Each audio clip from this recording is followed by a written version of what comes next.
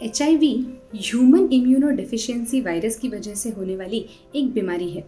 ये इन्फेक्शन एक इंसान से दूसरे इंसान में सेक्सुअल ट्रांसमिशन यानी कि अनप्रोटेक्टेड सेक्सुअल इंटरकॉर्स की वजह से होती है। कई बार किसी इन्फेक्टेड इंसान के खून के साथ संपर्क आ जाए तो भी ये बीमारी एक इंसान से दूसरे इंसान में ट्रांसफर हो सकती है। HIV के सिम्टम्स पुरुषों में और स्त्रियों में ज़्यादातर कॉमन दिखाई देते हैं, जैसे कि इन्फेक्शन के 2 से 4 हफ्तों के बाद लोगों में फ्लू जैसे सिम्टम्स दिखाई देने लगते हैं, जैसे बुखार आना, गला दुखना, सोर थ्रोट महसूस होना, एपेटाइट कम हो जाना, वेट लॉस हो जाना, नौशिया और वॉमिटिंग जैसे फीलिंग्स आ जाना। ऐसे सिम्टम्स अक्यूट HIV इन्फेक्शन के बाद पुरुषों में और स्त्रियों में नजर आ सकते हैं।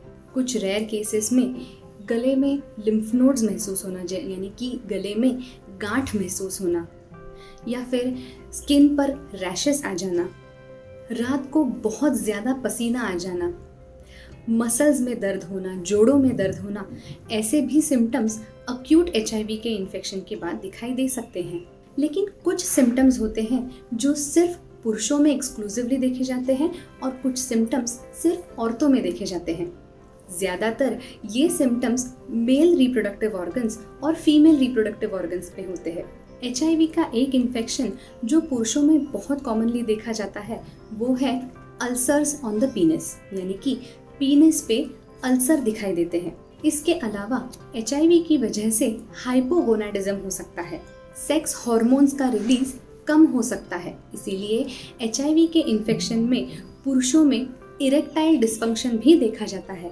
हाइपोगोनाडिज्म और लो हार्मोन, सेक्स हार्मोन्स की वजह से टेस्टोस्टेरॉन इन लोगों में कम रहता है। लो टेस्टोस्टेरॉन से रिलेटेड जो भी सिम्टम्स हैं वो भी HIV इन्फेक्शन की वजह से देखे जा सकते हैं।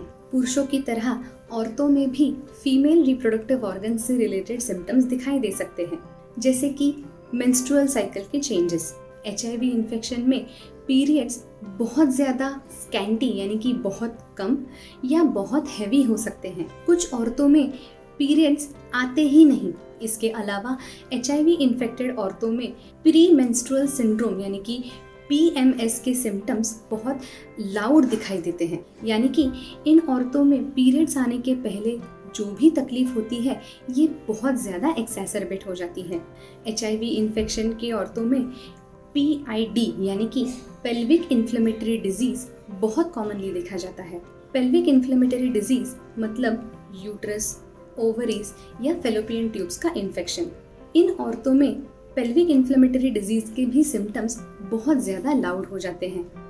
इसके अलावा पेल्विक इन्फ्लेमेटरी डिजीज़ इन औरतों में जल्द से जल्द ठीक नहीं हो पाता, ठीक होने में बहुत समय लग जाता है। HIV की डायग्नोसिस होने के बाद ART यानी कि एंटी रेट्रोवायरल ट्रीटमेंट ज़रूर लें। ART की ट्रीटमेंट के द्वारा HIV से होने वाले बहुत सारे सिम्टम्स कंट्रोल किए जा सकते हैं। इसके अलावा HIV की फाइनल स्टेज, जिसे एड्स कहा जाता है, एक्वायर्ड इम्यूनो डेफिशिएंसी सिंड्रोम कहा जाता है, ये ART के द्वारा टाली जा सकती है, अवॉइड की जा सकती है। इसके अलावा अगर अनप्रोटेक्टेड सेक्सुअल इंटरकोर्स या HIV से एक्सपोजर होने की संभावना अगर आपको लग रही हो तो अपने डॉक्टर से पोस्ट एक्सपोजर प्रोफाइलैक्सिस के बारे में ज़रूर पूछें। अगर आपने अब तक हमारे इस चैनल को सब्सक्राइब नहीं किया हो तो तुरंत लाल कलर का बटन दबाएं और हमारे इस चैनल को सब्सक्राइब करें। Thank you.